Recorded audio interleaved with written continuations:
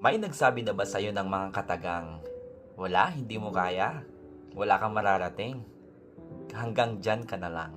Tapos, pinaniwalaan mo.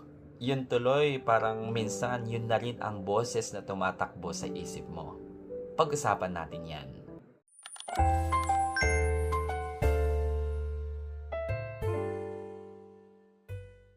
Hi guys! Once again, it's Teacher Arnel, and today, let's talk about this.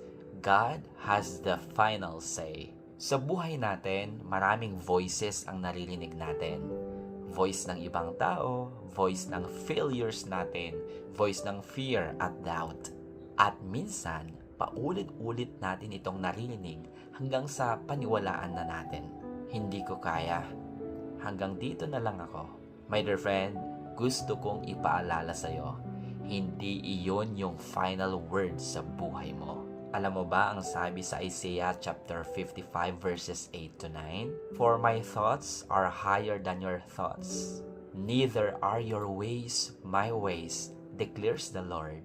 As the heavens are higher than the earth, so are my ways higher than your ways, and my thoughts higher than your thoughts. Wow! Ibig sabihin, hindi limitado ang plano ng Diyos sa kung ano ang nakikita mo ngayon. Maaaring sinasabi ng sitwasyon mo na tapos na, pero ang Diyos may ibang plano pa. Siguro na-experience na natin na maraming beses sa buhay natin na parang wala ng pag-asa. Pero actually, doon pa lang nagsisimula ang ating breakthrough. Because when God speaks, everything can change. Kaya huwag mong hayaan ang boses ng tao o ng takot ang mag-define sa'yo. Let God's Word define you. So kung may naririnig kang negative ngayon, replace it with God's truth. Because at the end of the day, Diyos pa rin ang may final say sa buhay mo. Kaya kapatid, don't let fear or people define you.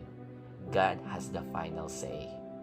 Huwag mo silang pakinggan. Alalahanin mo ang mga promises ng Lord sa'yo. Magtiwala at mag-focus ka lang kay God. Hayaan mo na lang sila. May mga experience ka ba in the past wherein no one believed in you?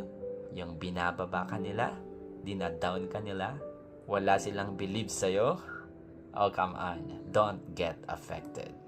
If this message spoke to you today, I want you to follow our page for more short faith talks. God bless you, kapatid.